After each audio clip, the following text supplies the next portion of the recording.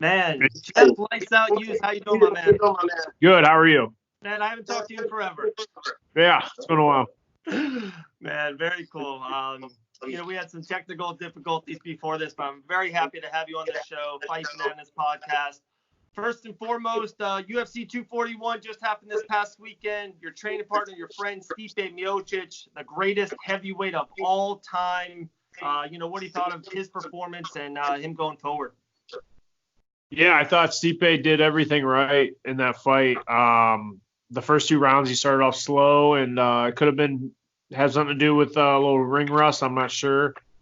But once he found his groove, man, he proved to everybody why he's the greatest of all time. Because I mean, it's hard to deny it at this point. It is. It's the run he had on when he had the belt, and then to lose it to DC and then recapture it. I really thought this fight it was the mantle, it was the GOAT mantle for heavyweights. He defeated them in great fashion, even to me better than what DC did to Stipe in the first fight. To have a little bit of a comeback, dominated him in the fourth round with the body shots. Next time I'll let Stipe know to go to the body in the first round. You know what I mean? Like we'll wrap it up in 5 instead of 20. Yeah, and honestly, I think that was the best DC that we've ever seen. I really do, and because he looked fast, he looked like he was in shape. Everything was good. It was like the perfect weight for him. He didn't look. He looked like he took this fight real serious. It just didn't go his way, and respect to him. Yeah. Oh no. DC doesn't lose anything. One of the all-time greats in heavyweights. And we'll just keep the heavyweight talk going. It's just on fire right now. The resurgence in heavyweights. Legends like Junior Dos Santos, Overeem, Arlovsky. And then you got young studs in there like Walt Harris, big ticket, Francis Ngannou, who might want another crack at Stipe, which would be a monstrous fight. What do you think about the heavyweight landscape in the UFC? At this point, I think it's the best it's ever been. I think with people like Arlovsky and Junior and all these guys that have been here for forever, and a lot of the new guys coming in, it's very interesting because eventually these guys are going to have to fight the younger guys. And like I have a dream matchup of fighting Arlovsky. That was one of the guys I grew up watching, and he was like my he was like my Ken Griffey Jr. or whatever. Like, if I had a poster of him, it would be on my wall, Analogy of a lifetime. Ken Griffey Jr., I love it. So, I grew up watching him and wanting to be him. So, like, I would love that fight. It sounds really crazy to want to fight your idol, but that's the business we're in, so. Oh, absolutely. It just seems like that will put you over the top. 1 or 2 more wins, you fight Arlovsky, boom, you're just right there. You're in that mix of the big 5, big 8 in the heavyweight division. Unbelievable. But you're first. Let's get, not look too much in the future. We got September 14th, Vancouver, ESPN Plus, Gaethje Cowboy on the on the headline. So much to talk to you about. First of all, let's just start about, almost less than a month away. How you feeling? September 14th, ESPN Plus. Let's talk about just the date and Todd Duffee. Yeah, everything's going really well right now for training. It kind of helped going through Stipe's camp.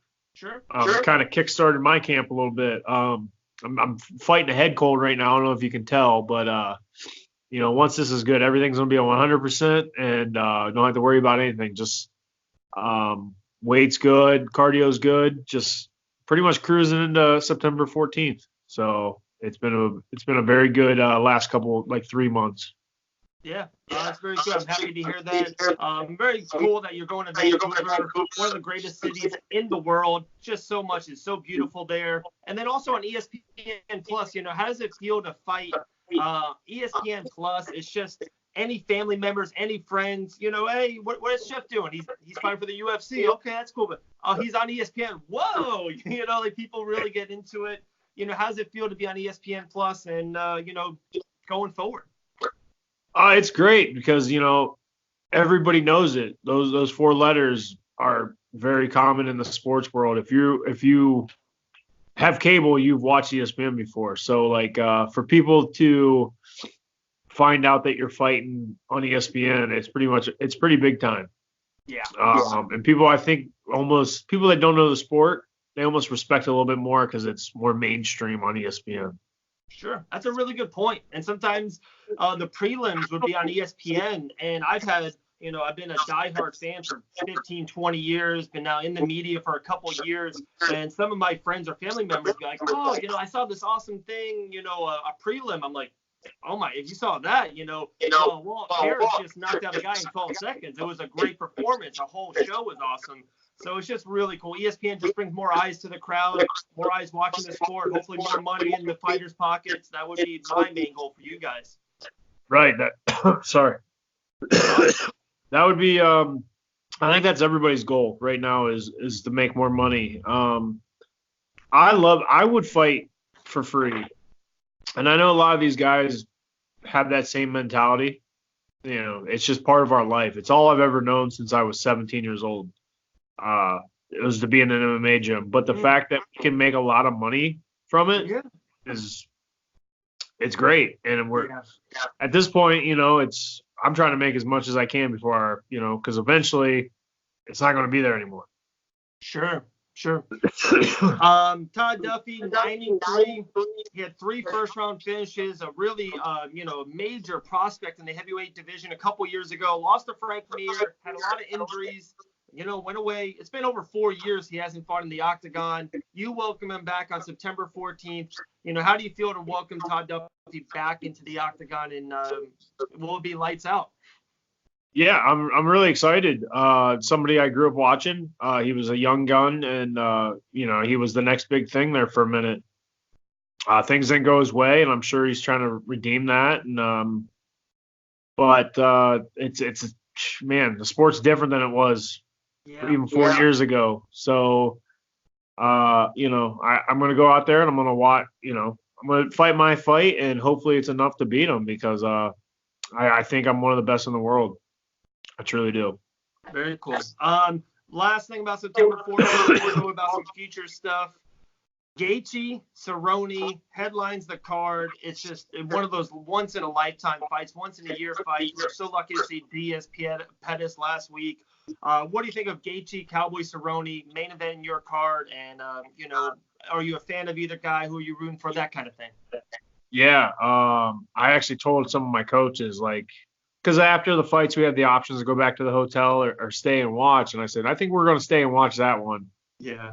I can't think of a more exciting fight on paper because both those guys bite down and just go at it. And it happens. I'm like the biggest Cowboy fanboy. So it really helps me watching him and kind of picking up some things and just everything about him is just very interesting. And, man, I hope he pulls out the W, but either way, I think it's going to be a great fight.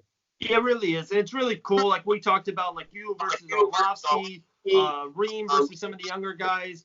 To me, Gaethje, Cowboy, it's kind of like a little bit of maybe is it passing of the torch? Is Cowboy saying, hey, it's still my crown a little bit? It's got a great feel to it. Great action. We're all paying to be entertained. And if you don't get up for this fight, it's just you should be in the industry. This is just one of those type of fights. Talking about being in the industry, you are a Dana White Contender Series alum. The show's just been on fire. This year it's just been money. Brock Weaver was a superstar last week, had the speech of a lifetime. This week, just a couple of days ago, Phil Rowe won, only one to get awarded the contract out of Orlando Fusion XL. Just the show's on fire. How does it feel for you to be an alumni and you to feel fight under that Dana White Contender Series banner? Oh, it's pretty cool to say I was one of the first to do it. I was the second season. I was really bummed out when they didn't call the first season because I felt like I did enough to possibly get that shot. And there was a couple other guys in my gym at the time that were getting talked about over me, and I felt like a little chip on my shoulder. And then after, it was kind of funny. The LFA called me and asked me if I wanted to fight for their title. And then it's just since then it's been great. Yeah. As soon as I defended my title, I got the shot on the Contender Series, and it was a really fun experience. It was one of the best experiences of my life. To kind of they kind of give you a little taste of what it's like to be a UFC fighter. You get to use the PI. You get to they feed you. They do all that. They do like so they give you a fight package. Like here's some clothes. Here's this. Here's that. So it's a little taste of what you're really training and fighting for. Sure. It's great. To me, it's a brilliant idea. The Dana White and everyone in the ups for UFC, they're just trying to build new stars, new fighters. And, to me, they have I'm throwing it out there. Brock Weaver, for an example, he's a superstar now. So when he fights on the main card next month, 2 months, 3 months from now, he's already got tons of eyes on him because what he made for him on the Contender Series. It's kind of hard to make your name sometimes on LFA and just other regional shows, which are fantastic and is desperately needed in the game. But Dana wants superstars in the UFC, and that's what Dana White Contender Series does. It's a brilliant move by them. It's like putting a rocket ship on you and going. Yes. I mean, once you do it, you gotta back it up. And I didn't back it up my first fight in the UFC. So, my back's kind of against the wall this fight, and I feel like I'm most dangerous when that happens. So it puts more eyes on you for sure. But sometimes it's bad because now, I mean, you win the Contender Series, it's almost like you should be winning your first couple fights. That's just my opinion about it. I could be completely wrong. Okay. And talking about putting eyes on you and the first fight didn't go your way, something I desperately want to talk to you about is, you and Maurice Green went to a split decision. And we talked about it a lot on the Fight Bananas podcast for the last couple of years. Just to me, it's 2019. Soccer has it. Football, baseball, basketball, of course, is a scoreboard. I just don't get how MMA and UFC, the highest of the highs in mixed martial arts, doesn't have a scoreboard. And I'm not talking about changing the scoring system. I want more 10-8 rounds myself, but just beyond that, red corner, blue corner, 1-0. 1-1 if it's tied after 2, then the third round, or 2-0, and now you have to get the knockout in the third. I just don't get this, how everyone doesn't think this concept is just great. What do you think? I think it's honestly, that is the greatest idea you can bring to the table.